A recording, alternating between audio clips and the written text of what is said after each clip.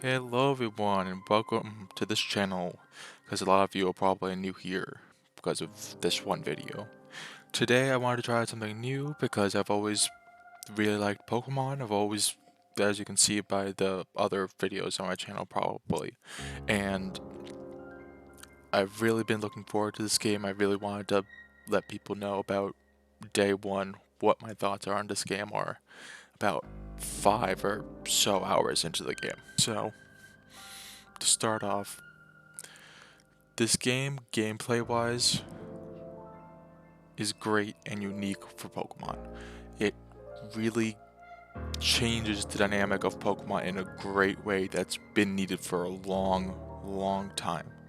Pokemon's style has gotten old, it's gotten button mashy because it's been so easy over the years. This game is not entirely difficult on its own.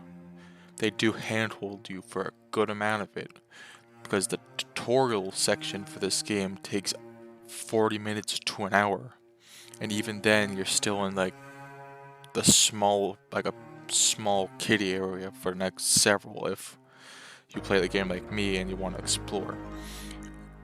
That's one of the best things about this game is the exploration, because there's stuff around every corner, and if you're a completionist like myself, you'll find a great fun in catching every Pokemon and trying to complete every task.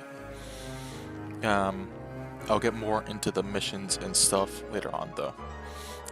For right now, let's focus on the gameplay. The most important part of this game is the catching of the Pokemon. Catching Pokemon in this game is way different than any other Pokemon game, because in those ones you start like the 1v1 battle always, but for this game you can stealth upon them, throw a ball at them, you can just run up to them, chuck the ball at them that way too. That one's funny. Like some Pokemon will just walk straight up to you and look at you in a funny way, and I just chucked the ball at a Bidoof like that. That was really funny. But catching the Pokemon can be really fun in that way, because you have to find out different strategies for each Pokemon. And for certain Pokemon, most of the time you do need to fight them because they are aggressive and they'll actually attack you and they'll actually damage the player. So you have to dodge and you have to get out of the way of these attacks, and you have to send out obviously your own Pokemon, and this is where it gets back to the original gameplay style.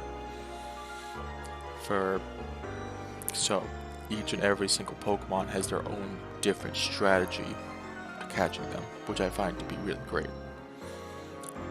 One thing that's really annoying though is the rarity of them. It makes sense that some of the Pokemon are really rare, but it's frustrating turning a corner and seeing like 5 Starlies in a row again. And the main thing to do in this game is to catch Pokemon, so it can get monotonous, especially if you want to complete it. Because for a regular playthrough, this game will be fun. This game will be fun for any casual player, I believe. Especially if you're a fan of Pokemon, but you like Pokemon creatures themselves, but you've never been a fan of the games because of their lackluster gameplay. Well, not lackluster, but basic gameplay. I think you'll really like this game because you actually get to really play around with the Pokemon in this one. One of the main points against this game though is for completionists, because the main thing you do is catch the Pokemon, and then you get missions to do with the Pokemon. Like, okay, you need to catch 20 of this one Pokemon. You need to defeat 15 of this Pokemon in the wild, because most of the battles are in the wild because there's not really Pokemon trainers. So one of the most frustrating things for a completionist is the monotony of some of these missions, which is like, use Poison Sting from a Wurmple. You have to see Wurmple do Poison Sting 25 times, which is really annoying to do.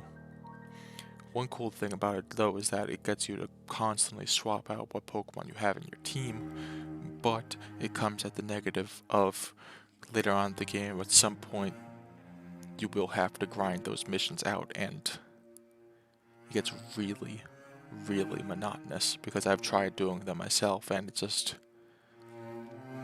really annoying, especially since some of the missions for the Pokemon come down to just straight RNG. One cool thing about this game is they completely revamped some of the Pokemon stats, the move system, and the battle mechanics. So,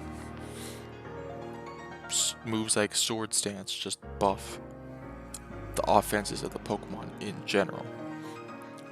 In fact, my Oshawott learned Sword Stance like level 14 or something. That was insane of its own right. But as usual, you get up move at a certain level, and then later on, you get the mastery of that move at a later on level. So, like in the trailers, there's strong and agile type, but you can only use it for certain moves that you have mastered. Mastered moves unlock at a certain level for each Pokemon. So let's say you learn Aqua Jet at like a level 8, then you can master it like at a certain level later on. They're usually within like 5-6 levels, but depends on the move, because some have like a 12 level gap. And each Pokemon has new stats because a lot of the Pokemon have a buffed HP stat, which I'm not gonna lie, I really appreciate for this game.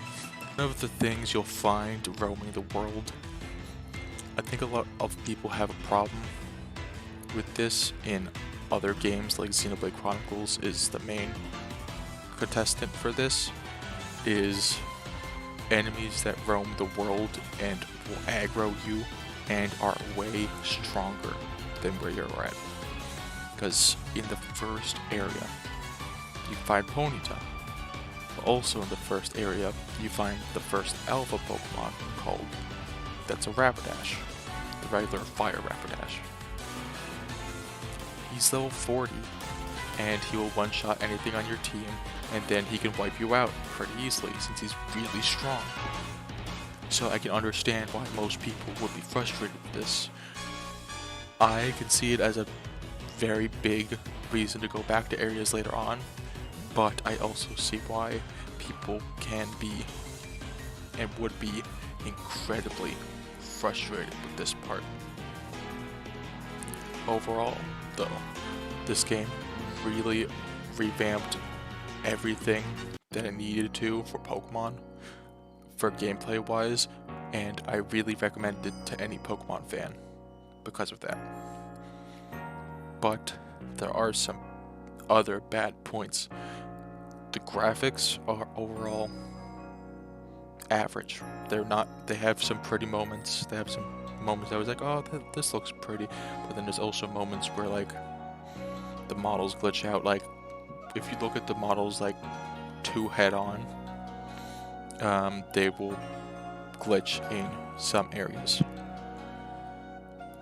One of the main things is areas will load in sometimes weird. Characters will load in off like just randomly at points, so it's really weird and takes you out of it for a moment.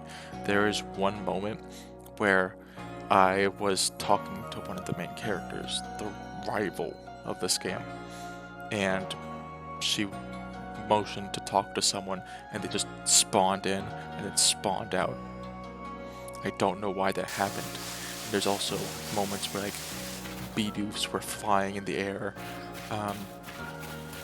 Some areas don't load in right at first, so do keep that in mind if you do care about the graphics a lot.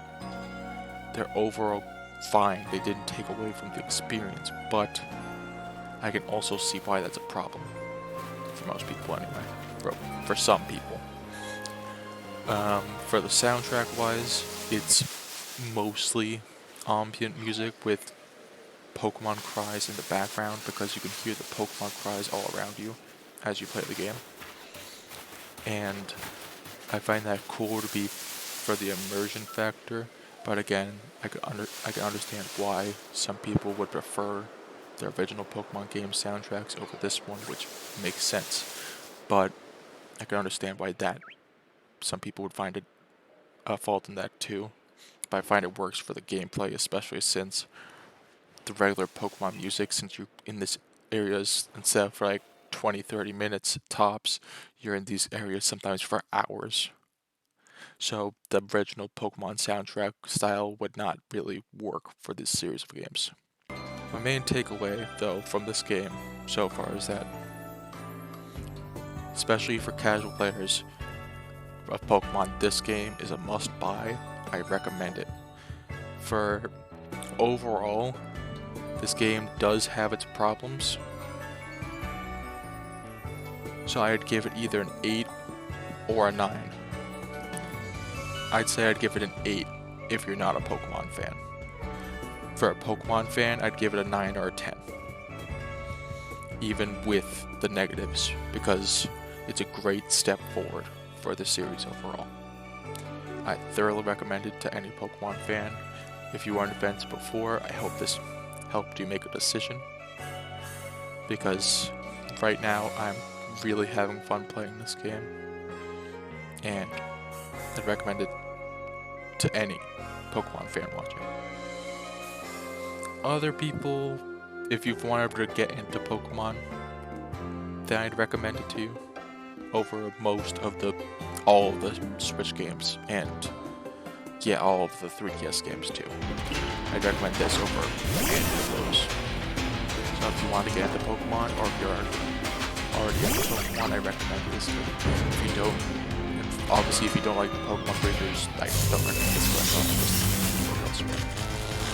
But yeah, those are my thoughts overall on this game. If you have any questions about the game that I've played so far, or if you have any debates to put in the comments below, I'm happy to see it. If you're new here, please make sure to like, comment, and subscribe, so that way I know that people like this kind of content in the future. And I will be also posting some more Legends Arceus content, and I will be also posting more in-depth review for when I get later into the game myself. So again, if you have any questions, please feel free to comment them down below, and I will see you all next time. Goodbye.